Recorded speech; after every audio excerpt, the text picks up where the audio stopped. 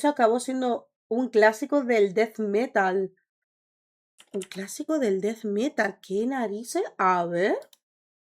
Si hablamos de Sonic el Erizo, la mayoría de la gente pensará en carreras a Ajá. velocidad absurda, Sí. anillos dorados. Uy, Si perdón. hablamos de Sonic el Erizo, la mayoría de la gente pensará en carreras a velocidad absurda, Sí. anillos dorados, incluso en películas y adaptaciones de dudosa calidad. Pero lo que muchos no saben es que en 1993 Sonic dejó las pistas de velocidad para convertirse En un pinball. en una bola de pinball. Sí, hoy en el canal vamos a hablar de un Y el Sonic Pinball no es canónico, señores. spin-off muy extraño, que es el Sonic Spinball, un videojuego de la consola Mega Drive que pegó muy fuerte en los 90 Ya. y a la postre acabó siendo la inspiración para una de las canciones más brutales del metal melódico, Pinball Map de In Flames. ¡Oh! ¿Qué tiene que ver un juego de los 90 con una banda de death metal melódico? Pues vamos a descubrirlo. Bienvenidos a un nuevo vídeo en el que vamos a hablar de historia. Historia, en este caso de los videojuegos, gracias a un producto de la cultura. ¿Dónde lo envías en Discord, Karin? Vamos a hablar de historia. Historia, en este caso de los videojuegos, gracias a un producto de la cultura popular. A Sí, ver. aquí vamos a mezclar historia de videojuegos y música. Sí, es como una referencia cultural dentro de otra, porque si hay películas ambientadas en videojuegos o en libros, ¿por qué no va a haber canciones ambientadas en videojuegos? Todos conocemos el famoso Sonic, el de los videojuegos. Muchos de los que me seguís también conoceréis uno de los grupos de metal más famoso, In Flames. Y no me he vuelto loco, pero estas dos cosas convergieron a finales de los 90 y principios de los 2000. ¿Por qué este videojuego fue tan famoso? ¿Y por qué hubo tantos fans de este videojuego hasta el punto de que unos suecos les dedicasen una canción? Pues en este vídeo vamos a verlo. Antes de empezar, hacer una mención al festival Rock. No, esto es publicidad, ¿vale? Que esto es sponsor o anuncio de cositas, pero me alegro que sabe su temática, que estaba viendo que era un concierto y tal. ¿A dónde enviarlo? No, ya lo dije que era en Discord. Si se puede, o canjearlo en bits o siendo miembro de la Pincura Acciona. Pero curioso que una canción de Sony inspire algún tema para un grupo de metal. A un grupo de rock, me parece, no sé, curiosísimo. Pero sí, entonces le llega la inspiración, ¿no? Viajamos a los años 90 del pasado siglo, donde había una guerra mundial, una batalla encarnizada entre las empresas que estaban fomentando sus propias consolas. Mira aquí. Lo que hablamos antes de la publicidad, aquí tiene que estar lo de Sega. Consolas.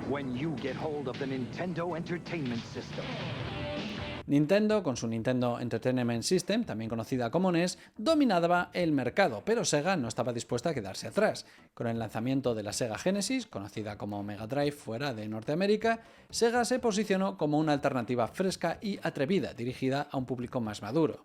Sega adoptó una estrategia de marketing agresiva y directa. The Sega Genesis has blast processing. Super Nintendo. Sí, agüita, Con eslóganes como Genesis hace lo que Nintendo no, muy directos, destacaban las capacidades técnicas superiores con su consola y se burlaban abiertamente de la competencia. This is a Sonic the Hedgehog from Sega Genesis.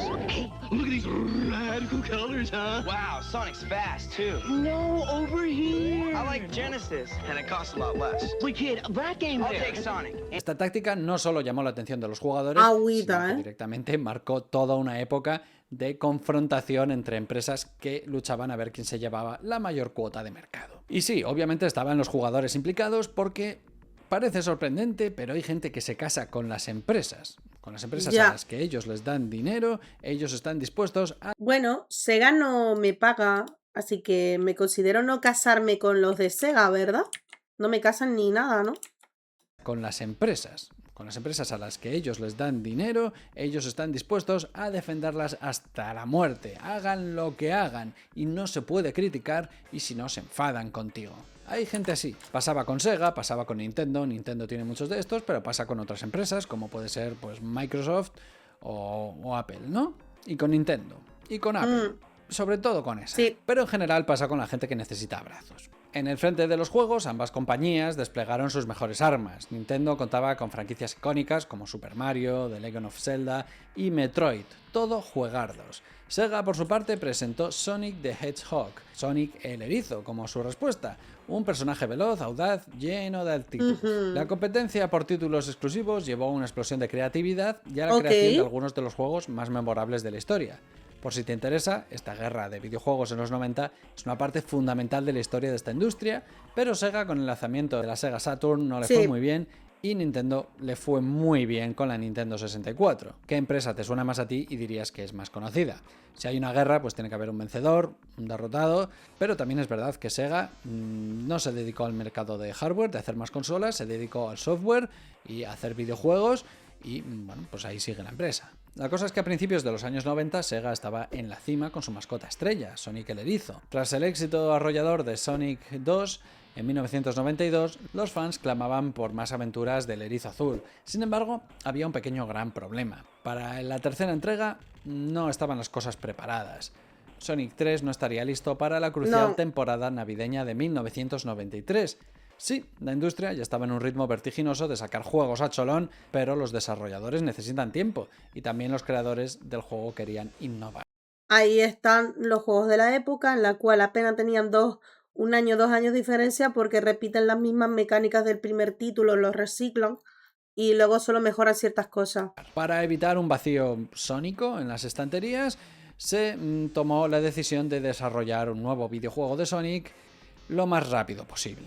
Aquí es donde entra en escena el Sega Technical Institute, que era un equipo talentoso con sede en Estados Unidos. Su misión, si decidían aceptarla, era crear un juego completamente nuevo en menos de un año.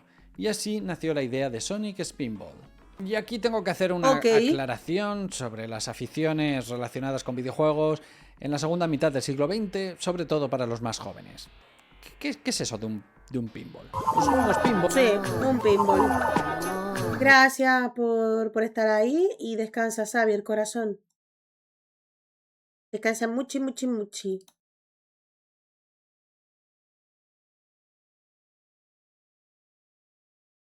En menos de un año, sí.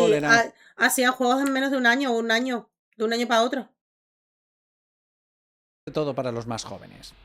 ¿Qué es eso de un pinball? Los juegos pinball eran juegos situados en los antiguos salones de máquinas arcade o máquinas recreativas, aunque también en bares. Siguen existiendo, claro, pero ya no son tan populares.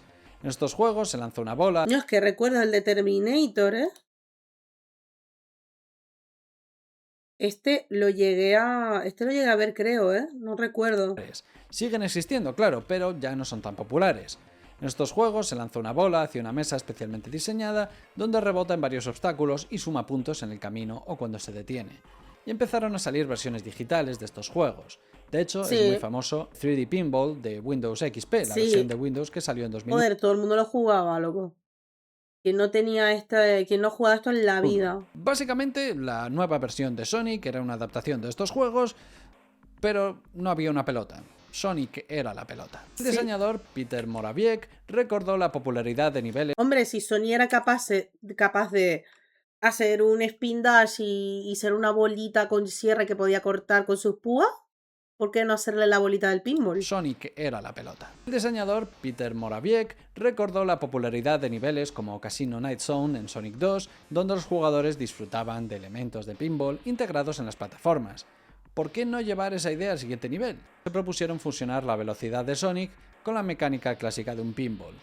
El desarrollo no fue un camino de rosas. Con un calendario apretado, el equipo decidió cambiar el lenguaje de programación Assembly a C, una elección inusual para los juegos de Mega Drive en esa época. Además, a medida que el juego se acercaba a su finalización, surgió un obstáculo inesperado, y es que Sega no poseía los derechos de la música original de Sonic, que estaba compuesta por Masato Nakamura de la banda Dreams Come True.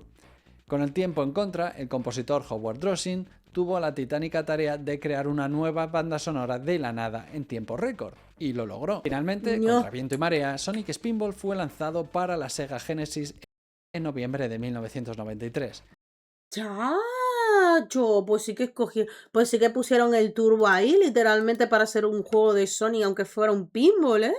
Agüita. justo a tiempo para las compras navideñas. Pues menos mal. Posteriormente, en 1994, el juego fue adaptado para las consolas Game Gear y Master System, llevando la acción de pinball portátil a los fans de Sonic en todas partes. Así que ahí tenías a miles de fans jugando a lo que era una simulación de gigantescas mesas de pinball.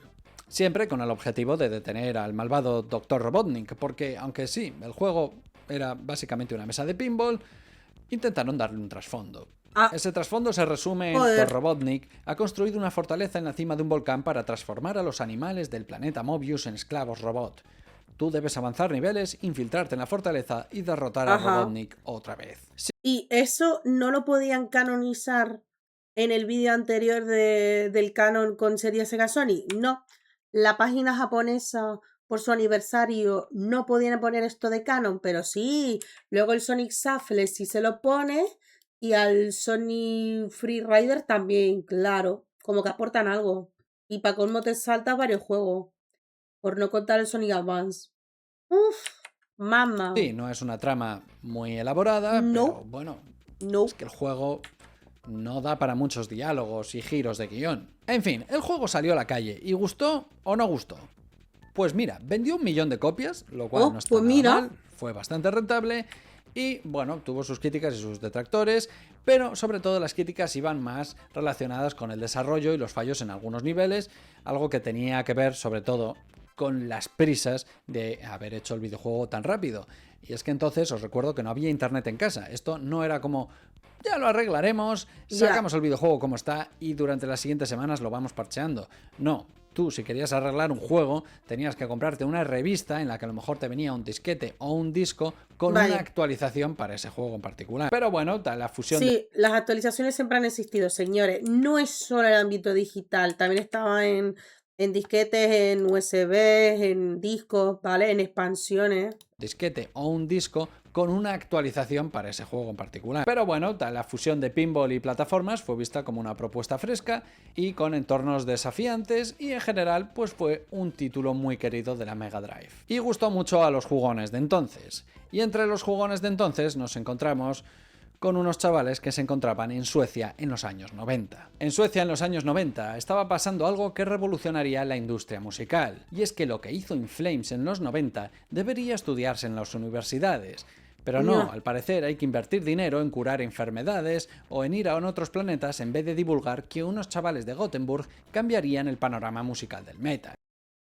A ver, los tíos en esta época no existían parches del mismo juego. Sí, existían. Existían arreglos, actualizaciones. Todos los juegos siempre tenían bugs, corazón. Little Pony, siempre. En todos los juegos siempre había fallos, bugs y problemas. Entonces a veces los desarrolladores ponían en revistas o en ventas o en disquetes, pues eso, parches de actualización para el juego y lo arreglaban, ¿sabes? Porque como antes no existía el internet, no existían las descargas de parches, pero antes sí existían también, solo que de otra forma y no eran tan asequibles o no son tan accesibles, ya me acordé, tan accesibles como ahora. Planetas en vez de divulgar que unos chavales de Gothenburg cambiarían el panorama musical del metal. Tras su estreno en 1994, con un death metal más puro, incorporaron elementos melódicos en su sonido, publicando en 1996 The Jester Race, uno de los mejores discos de ese año y diría que de la historia del metal. En 1997 publicaron el genial Oracle y en 1999 el impresionante Colony, y en 2000 uno de mis discos favoritos de toda la vida que entraría fácilmente en mi top 10, En Flames, donde se encuentra esta canción de la que hablamos hoy. En 6 años habían publicado 5 discos absolutamente geniales, llenos de melodías que atrajeron las miradas de muchos músicos de todo el mundo que se pusieron a imitarles. Grupos como Trivium, Arch Enemy, Children of Bodom, Omnium Gatherum, Amon Amarth, Soilwork o Insomnium siempre han reconocido a In Flames como una de sus grandes influencias para ponerse a hacer música. Y eso que eran gente de la misma edad que ellos, pero es que estaban alucinando con lo que hacía este grupo de chavales de Gothenburg. Normalmente In Flames canta sobre experiencias humanas, sobre miedos, frustraciones, ambiciones y deseos. Pero jugando a este videojuego, al Sonic Spinball, vieron ahí una metáfora de todo esto. Era una metáfora de la vida. Y así compusieron la canción Pinball Map. vale, claro. De ahí sacaron el tema, se inspiraron y ¡ah, amigo! Otra, pues curiosa la historia, ¿no?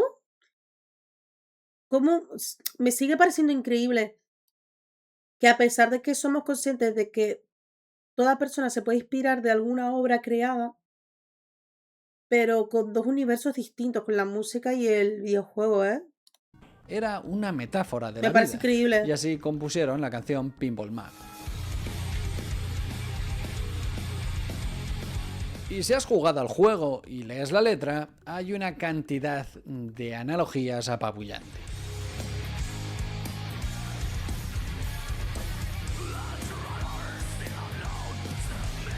Aquí, por ejemplo, se habla de The Driver. Driver era como se les llamaba a los jugadores de Vale. la Sega Drive. ¿Quién fue enviado a glorificar? ¿Quién es el jugador elegido que podrá vencer este juego?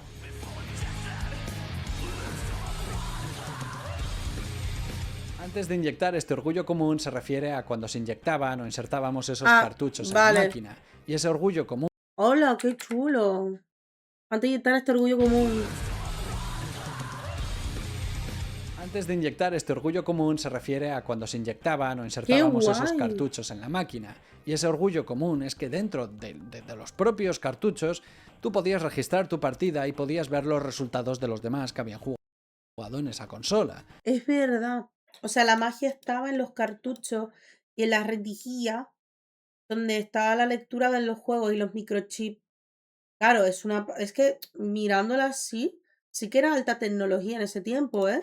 Y había una competición con tus amigos o con tus hermanos o con todas aquellas personas con las que jugases. Nada, si me pasara eso, con los chavales se lo prestaría los CDs y tal, como hacemos siempre. Tranquilizado por las cosas pequeñas de la vida, espero que los terremotos organicen las cosas. Las cosas pequeñas de la vida, pues en realidad puede ser directamente jugar a la consola, pero también puede ser conseguir esos pequeños anillos en el juego. Y el terremoto es que había una habilidad para provocar un terremoto en el mapa de tal manera que caían más ¡Ah! anillos. ¡Ah! ¡Hostia! ¿Qué dices? ¿Sí? Pero se nota que no he jugado tanto al pinball, ¿eh? Como para saberlo.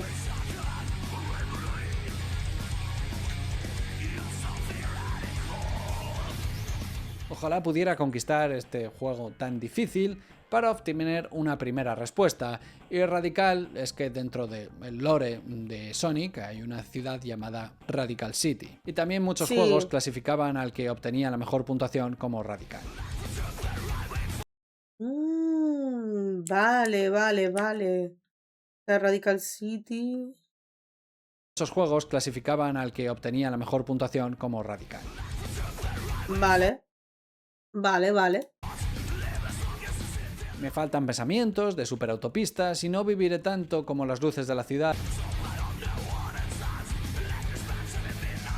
Empapado por tiempos submarinos, con salpicaduras eléctricas en un viaje a Joder. medianoche. Puede no tener sentido, si escuchas la letra, puede ser algo muy introspectivo, pero en realidad tiene que ver con el propio videojuego. El paquete tradicional vale. de Sonic está lleno de superautopistas, como hemos Sí. visto en esta ciudad de Radical, y también había un montón de niveles submarinos un poco frustrantes para mucha gente. Pues sí, lo Especialmente en eran. el Sonic 3 and Knuckles, cuando ingresas en el agua mientras Sí. usas un escudo, da Esto también siempre me ha costado, ¿eh? Siempre esta parte me ha costado. relámpagos y desaparece, que también es conocido como salpicadura eléctrica. El Electric Splash. Y conducción a medianoche, pues yo qué sé, será a la hora en la que Conducción estaba medianoche. jugando. En fin, que un videojuego de dar vueltas y ganar puntos es básicamente una metáfora de la vida. Puedes estar perdido, puedes desear lo que no tienes y puedes luchar por vencer y quedar por encima. Ah, Y es pues curioso mira. como una canción realmente conocida dentro del metal, una de las canciones más famosas de In Flames, está inspirada en un videojuego. Con el tiempo In Flames telonearon a Metallica y fueron por otros derroteros haciendo metal más alternativo, volviendo ocasionalmente a algo parecido a sus orígenes, pero bueno, algunos miembros de In Flames se fueron y crearon The Halo ¡Hala, Effect para qué volver a ese dice! estilo clásico, y la verdad es que con sus discos lo han conseguido. Oh, vaya. Yo sé, se separaron. ¡Qué tristeza! Pero bueno, en cualquier caso, aquí queda esta historia. historia de No, música e historia de videojuegos. ¿Qué te ha parecido? A mí me encanta esto de poder hablar de historia de videojuegos gracias a canciones de rock y de metal. Estoy contentísimo con poder hacer esto. Hombre, y ojalá normal. pueda seguir haciéndolo en el futuro si es que os gusta y os apetece. Porque junta dos de mis grandes pasiones. No solo está la historia, porque también la historia de los videojuegos es parte de la historia, ¿no? Te recuerdo que tengo un Patreon donde una vez al mes puedes apoyar el canal eligiendo ¡Qué qué guay! canción, qué serie, qué película, qué videojuego. ¿De qué quieres que hable? Tú propon y yo te leo. Me puedes seguir en las redes sociales para ver qué se cuece, qué traigo al canal. Me puedes seguir en los directos y Oye, pues ha quedado muy guay el también, vídeo, a ¿eh? lo mejor me puedes ver en el Rock Imperium. A lo mejor coincidimos por ahí. Y puedes compartir este vídeo entre gente que sepas que le gusta la saga Sonic, entre gente que sepas que le gusta este juego de Sonic, entre gente que sepas que le gusta esta canción, Voy a este grupo, compartiroslo. el mundo friki en general. Muchas gracias a los Patreons y muchas gracias en La verdad, gracias a ti por el vídeo, Miguel de Lis. Que la verdad es que hace un año que hiciste este vídeo, no te lo habíamos visto. Y la verdad, no, a mí me pareció interesante. De hecho, estaba centrada en escuchar la historia y cómo lo correlacionaba con el pinball y también la inspiración o cómo se inspiraron, la historia de esa inspiración. Es como si me mezclaran la historia de los hechos con el arte y me hagas la historia del arte. No sé, es maravilloso.